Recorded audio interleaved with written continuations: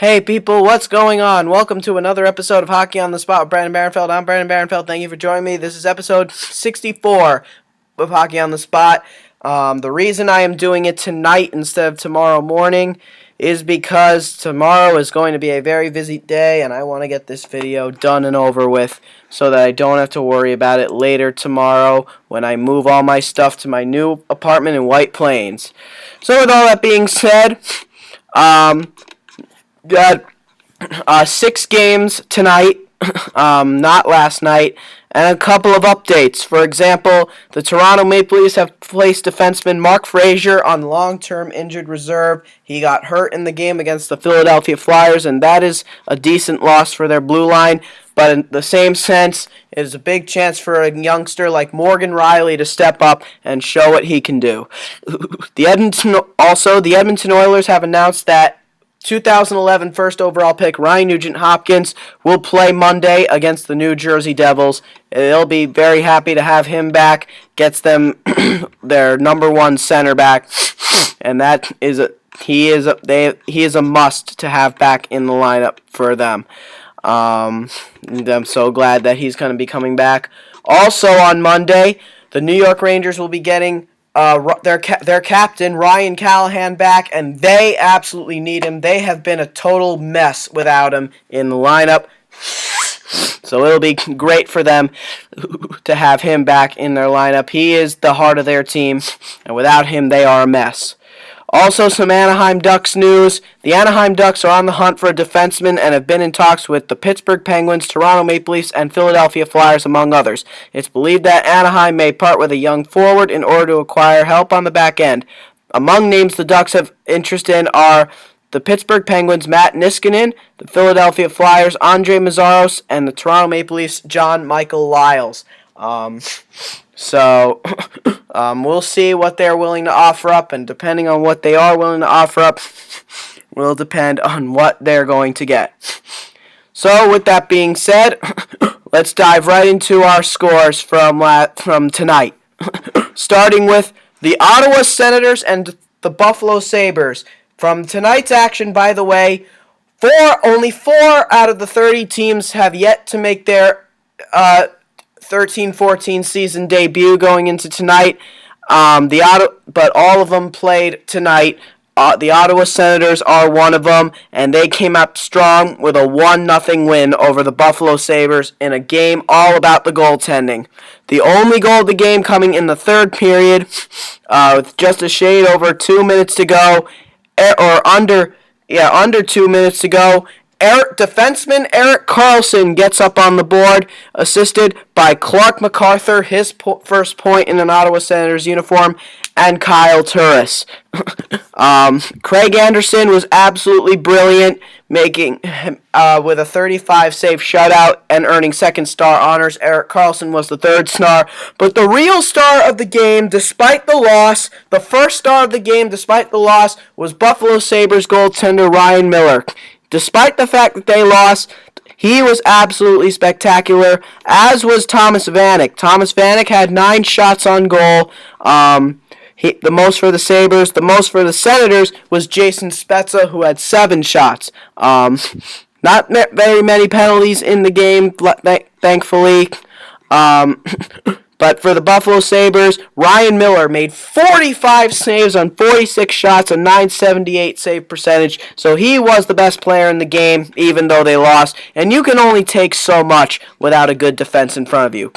So with that being said, congratulations to the Ottawa Senators for a big win on the road. Speaking of road victories, the New York Islanders, another team making their season debut on the road against the New Jersey Devils. The home opener for the Devils. They got played last night and got whopped in a 3-0 shutout by the Pittsburgh Penguins. Looking for redemption, they could not get it. They do manage to get a point, but they lose to the New York Islanders 4-3 in a shootout. A shootout that went 6 rounds. Corey Schneider played last night, which means Martin Brodeur would get the start and goal for the New Jersey Devils for the home opener. But anyway, the Devils had the lead twice and saw it slip away twice. New York Islander goals coming from Michael Grabner, who had a 2-goal night. His first one assisted by Travis Hamonic, and his second one assisted by Josh Bailey. The third New York Islander goal would be scored by Franz Nielsen, assisted by Michael Grabner, and Matt Donovan, who gets his first point in the NHL. Michael Grabner adding an assist for a 3-point night in first star honors. For the New Jersey Devils, they had a couple of stars in Damian Brunner and Marty Brodeur as the second and third star, respectively. Damian Brunner would have himself a 2-goal night, including the game's first goal, which would be his first in a New Jersey Devils sweater, assisted by Dinas Zubris and Andrei Laktianov. Then the second goal of the game would come from Michael Ryder, who would get his first goal in a New Jersey Devils sweater, assisted by the captain, Bryce Salvador, and Marek Zidlidsky. Then would come Damian Brunner's second goal of the game, assisted by Ryan Clough, his first point in a Devils uniform, and Anton Volchenkov. In the shootout would go 6 rounds, but only one player converted in the shootout, and that would be Matt Molson of the New York Islanders. He would convert in the shootout, putting the Devils away. For the Islanders, Evgeny Nabokov would get the starting goal, making 26 saves on 29 shots and .897 save percentage. And for the Devils, Martin Brodeur, again, as we mentioned, would get the starting goal, making 23 saves on 26 shots and .885 save percentage in what is most likely the final year for Marty Brodeur, as well as Jaromir Jagr. Jagr, the only newcomer for the Devil who did not score, and he was a -2 with just 1 shot on goal. So congratulations to the New York Islanders on a big win.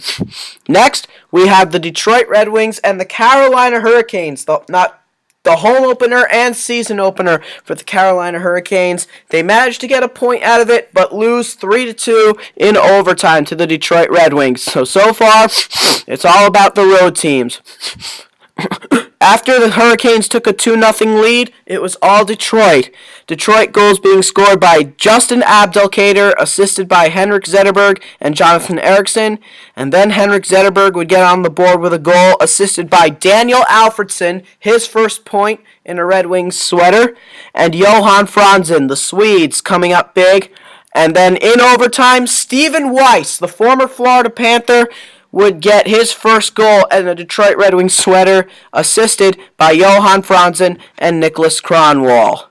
Jimmy Howard would get the starting goal, making 23 saves on 25 shots, a .920 save percentage. So a good game for him.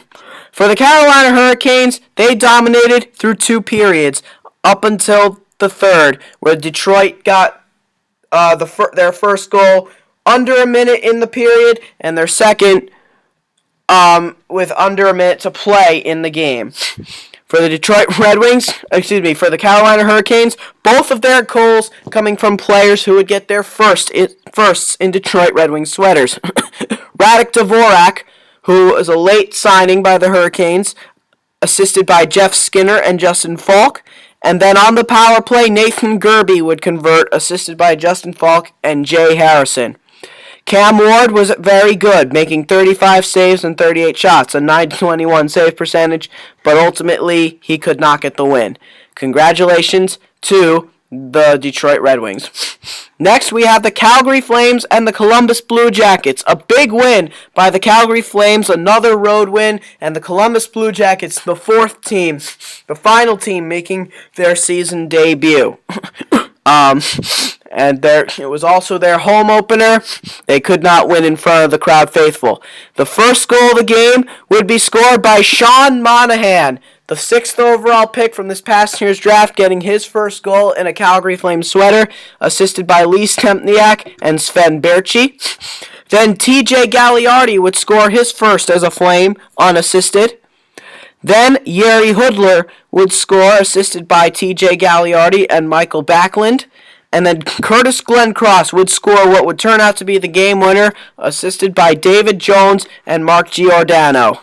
Joey McDonald would get the starting goal for this game, as the Flames did play last night, making 29 saves on 32 shots, a .906 save percentage.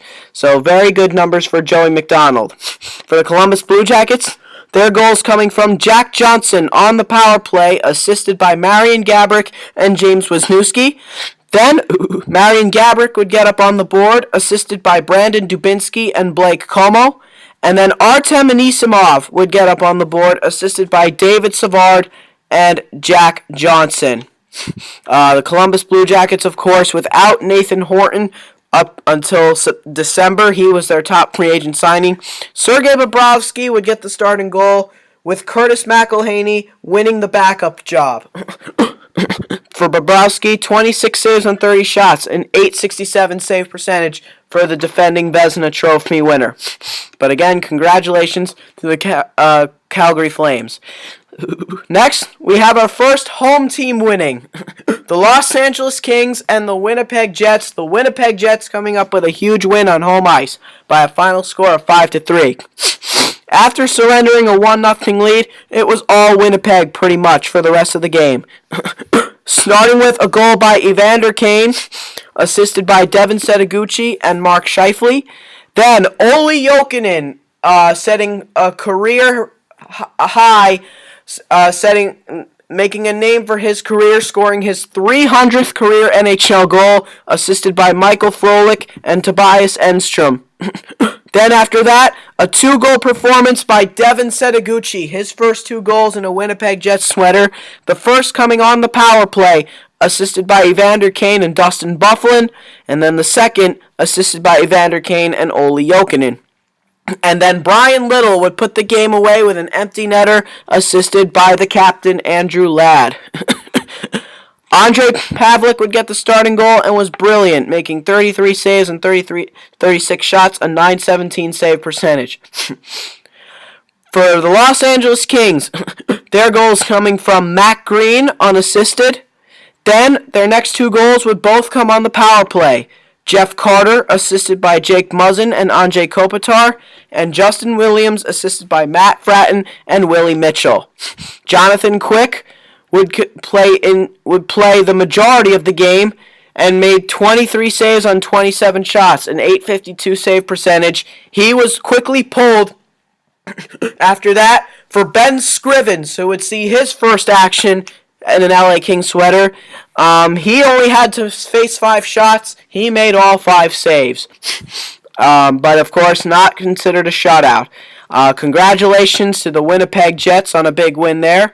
And then last but not least, we have the Nashville Predators and the Colorado Avalanche. Big win on home ice for the Colorado Avalanche by a final score of 3-1. For the Colorado Avalanche, their goals coming from P.A. Parenteau, who would have a 2-goal performance, assisted by Jamie McGinn, and Nathan MacKinnon, who gets another assist. He's yet to score a goal. Then Patrick Bordeleau would get up on the board, assisted by Nate Gennin, who would get his first point in a Colorado Avalanche sweater, and Marc-Andre Clichet, who would also get his first point in a Colorado Avalanche sweater. And then P.A. Parenteau's second goal of the game would be an empty netter to put the game away, assisted by Paul Stastny and John Mitchell. Semyon Varlamov, brilliant once again, making 26 saves on 27 shots, a .963 save percentage. Also, forward Steve Downey would earn himself 10 minutes in penalties for the game.